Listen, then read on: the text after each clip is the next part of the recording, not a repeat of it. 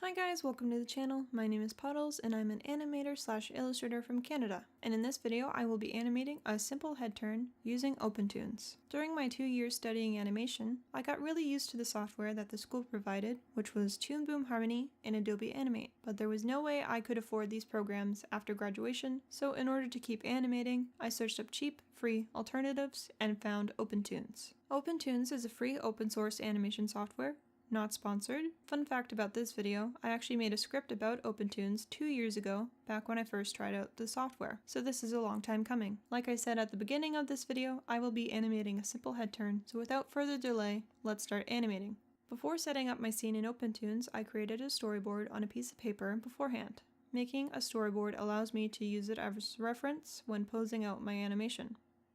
On my storyboard, I sketched out the beginning and end poses, or main key poses, with a rough outline for the timing and spacing of the animation, as well as the arc I wanted the animation to follow. To set up the scene, I first make a new scene in the Sandbox tab and label it. For this, I will call it Head Turn Draft 001, but you can call your animation whatever you want to, and I don't really mess with the canvas settings because there isn't really a reason to. OpenToonz is very customizable, so organize your canvas and windows however you want. I'm fine with the default settings.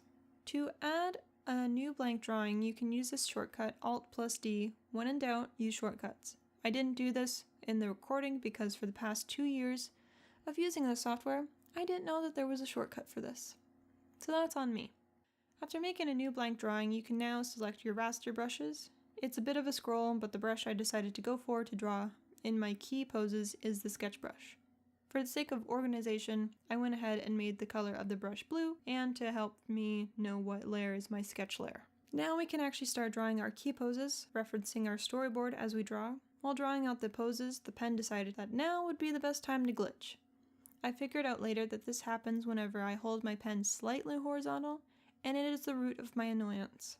It was like this the entire time I was animating, and it made me want to punch my tablet the entire session. Before you ask, yes, I calibrated my tablet and pen before this recording, it still glitches regardless. Speaking of glitches, this is as good a time as any to segue into another topic, which is saving your work. I've had OpenToonz crash on me before, and it is not fun, making me lose all of my progress, and I don't want this to happen to you because it is a real buzzkill. So just remember to save, and save often. Since my storyboard only has the beginning and end pose, I need to fill in the blanks with in-between drawings and breakdown drawings. After sketching the key poses on my draft layer, I flip through them quickly and adjust their timing and position on the canvas. Running into my second problem, the select tool. The select tool for me also glitches, and in order to select anything, you have to make sure that you select the frame as well before you are able to move anything on your canvas.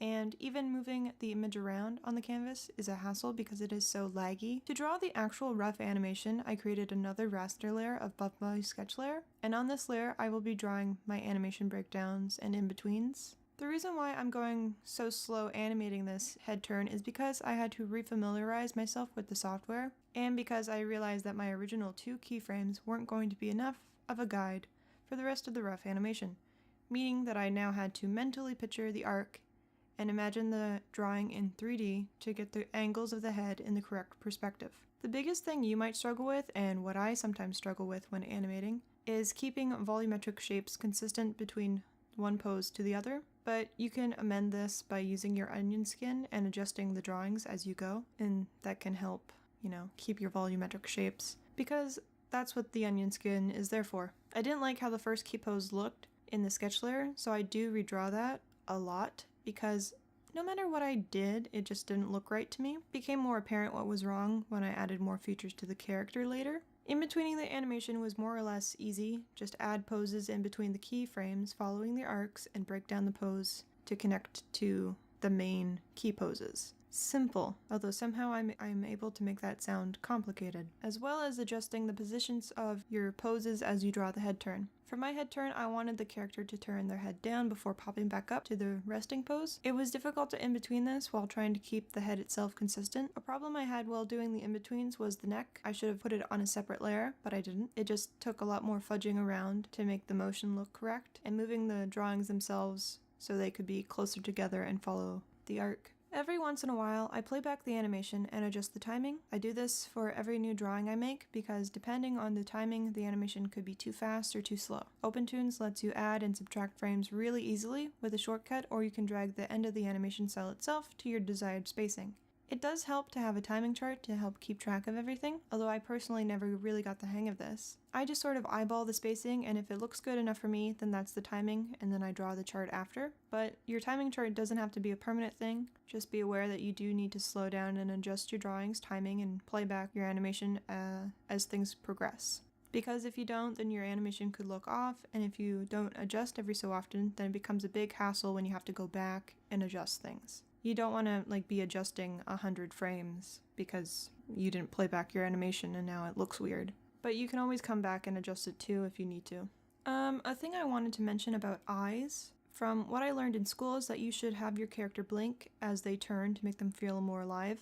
People naturally blink when they quickly move their head to adjust to their new surroundings. And you don't want your character to be staring into your soul the whole time, so make them blink.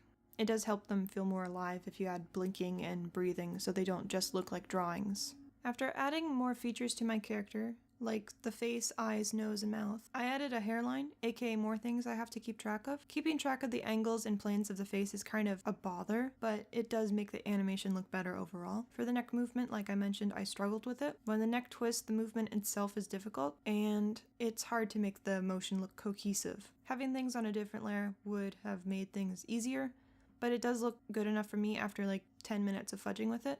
The main problem I had with the neck was when the head turns down, the neck gets shorter because perspective. So it was mainly a perspective thing the entire time. Sorry about my voice, I think I'm coming down with a cold or something.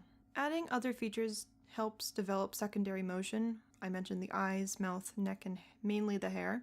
When the movement of the head is to my liking, and after adding all of the other elements of the face, I create a new layer and blank drawings to add the actual hair instead of the hairline. The reason why the hair is on a different layer is so I can play around with the timing and keep the motion itself, in motion. I don't know. It's for secondary motion. It's alright keeping the same timing as the head turn because I didn't want to mess around with it too much. The result isn't the prettiest, but it gets the job done. Once the animation was where I wanted it, and after adding more in-betweens than originally planned, I did a couple more playbacks of the animation and adjusting the timing and the spacing so it looks superb. And I also changed the orientation of the drawings. I wanted this simple head turn to be quick and easy, so I won't bother continuing the cleanup. The 50 minutes I spent on this was enough for me. I was kind of getting frustrated with the constant glitching, so I figured it was better to take a break instead of breaking my tablet, so I left it in its rough state. But if I wanted to, I could continue to clean up the lines and add color and add more secondary motion and probably a background too for the hell of it. But I left it in its rough state anyway. I saved and exported my work to a GIF and MOV file. It's not the best animation in the world, but to me it turned out surprisingly well since I haven't animated something complex in a long time. And here's the result of my 50 minutes of agony. I did post the GIF version a couple of days ago on my community page, but if I wanted to, like I said, I would continue the process in the next step of animation, which is cleanup and coloring. But this was enough for me. Just for the hell of it, I figured I would make a pros/cons list for OpenToonz. So the pros is that it is a free open source software. It's pretty beginner friendly. Once you figure things out, it is smooth sailing. It's organized. It's very customizable for your preferences. Has a lot of pen options. And it does have bones for rigging, which is surprising considering it's a free software. And insert other good thing here and free. Cons, it crashes. It has a confusing UI, it glitches. It's very tutorial heavy. In the beginning, I did need to use tutorials in order to figure out the software itself and how to animate and add effects and whatever. And you need to remember to download an FFmpeg file, and every time you update your OpenToonz, you need to remember to take that FFmpeg file to every version of the update. Customizable is also a con because you could customize it too much and then you have to reset your work so then all that customization was purposeless. It is intimidating at first. I do say it's beginner friendly, but it is intimidating for beginners.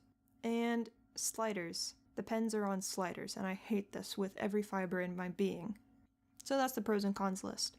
But you can still produce good animations despite its flaws, and it is a struggle to use, but in my mind it's worth the hassle because it is free.